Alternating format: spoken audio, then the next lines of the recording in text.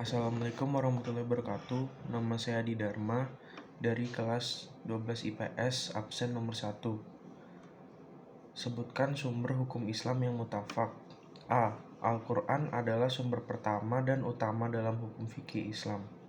Sebutkan dan jelaskan pokok-pokok isi kandungan Al-Quran. 1. Akidah dan Tauhid. Isi kandungan Al-Quran pertama yakni tentang akidah. Secara etimologi, akidah berarti kepercayaan atau keyakinan.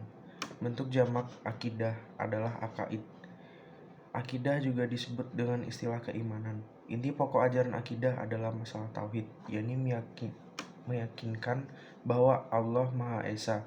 Setiap muslim wajib meyakini kemahaesaan Allah. Orang yang tidak meyakini kemahaesaan Allah berarti ia kafir. Apabila meyakini adanya Tuhan selain Allah dinamakan musyrik. 2. Ibadah. Isi kandungan Al-Quran berikutnya yakni masalah ibadah. Ibadah berasal dari kata abada ya'budu abadan, artinya mengabdi atau menyembah. Yang dimaksud dengan ibadah adalah menyembah atau mengabdi sepenuhnya kepada Allah Subhanahu wa Ta'ala dengan tunduk, taat, dan patuh kepadanya. 3. Akhlak. Ditinjau dari segi etimologi, akhlak merupakan bentuk jamak dari kata huluk. Dalam pengertian terminologis, akhlak adalah sifat yang tertanam dalam jiwa manusia yang muncul spontan dalam tingkah laku sehari-hari. 4. Hukum. Isi kandungan Al-Quran lainnya yakni tentang hukum. Dalam Islam, hukum sebagai salah satu isi pokok ajaran Al-Quran berisi kaidah-kaidah dan ketentuan-ketentuan dasar dan menyeluruh bagi umat manusia. 5. Sejarah atau kisah umat masa lalu.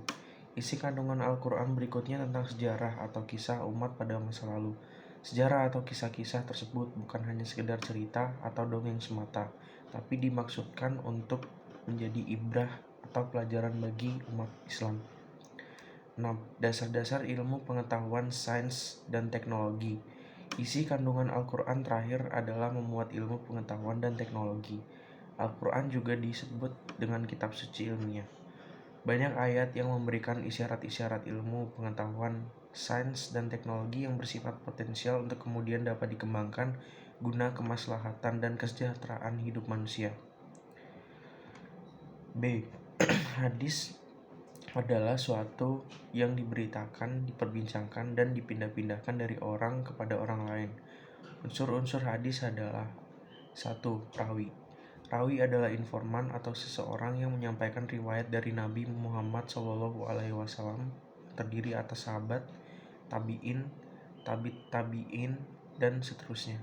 Sifat yang harus dimiliki seorang rawi ialah tidak banyak salah, teliti, bukan pembohong, bukan artibiah, bukan orang yang ragu-ragu, tidak fasik, kuat hafalannya, tidak sering bertentangan dengan para rawi yang kuat, minimal dikenal oleh 2 orang ahli hadis pada masanya. 2. Sanad merupakan silsilah atau kumpulan rawi dari sahabat hingga orang terakhir yang meriwayatkannya. Pengertian sanad sebenarnya telah ada sebelum Islam datang, sebagai referensi kala itu. 3. Muharrij, rawi terakhir yang menuliskan riwayat yang ia dapat dalam sebuah catatan atau karya pribadinya. Ijma adalah kesepakatan sejumlah alul hal wa al-aqd yang berkompeten mengurus umat dari umat Muhammad pada suatu masa atas hukum suatu kasus. Macam-macam ijma. 1. Ditinjau dari segi terjadinya. Ijma dibagi menjadi 2 macam, yaitu ijma syar'i, ijma sukuti.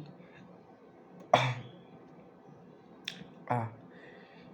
Ijma syarih yaitu para mujahid menyatakan pendapatnya dengan jelas dan tegas, baik berupa ucapan atau tulisan, seperti hukum masalah ini halal atau tidak. B. Ijma sukuti yaitu para mujahid seluruh atau sebagian mereka tidak menyatakan pendapat dengan jelas, berbanding terbalik dari ijma syarih. 2. Ditinjau dari segi keyakinan. Ijma dapat dibagi menjadi 2, yakni ijma qat'i dan ijma zanni.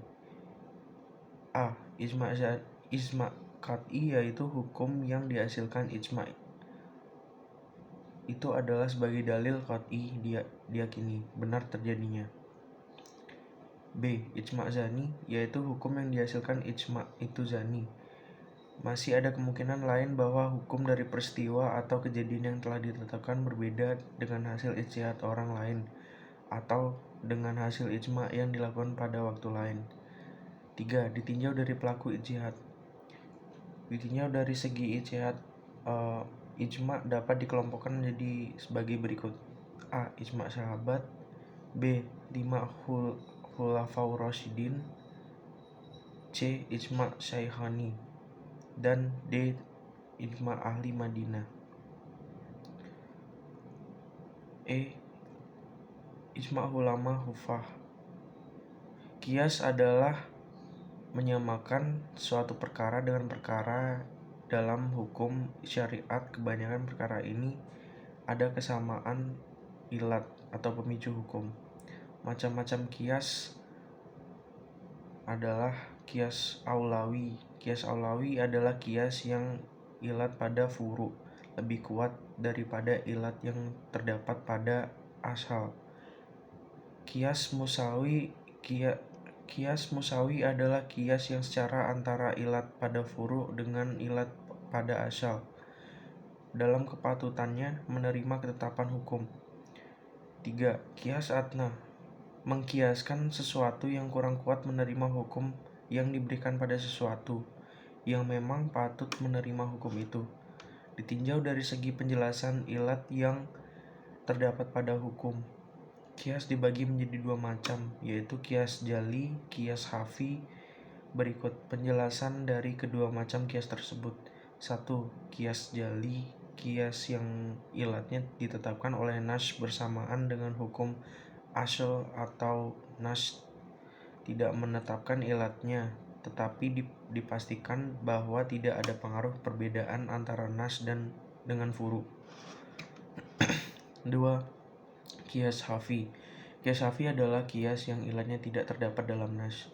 Dilihat dari segi persamaan furu dengan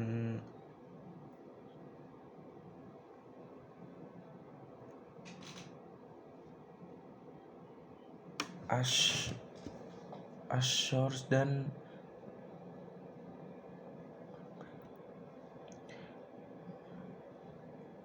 berikut penjelasan dari kedua macam qiyas tersebut. 1. Qiyas syabah.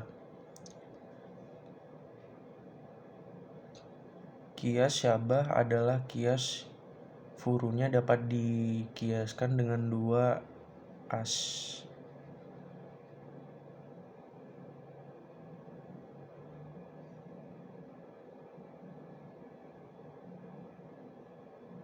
diambil asal yang lebih banyak persamaannya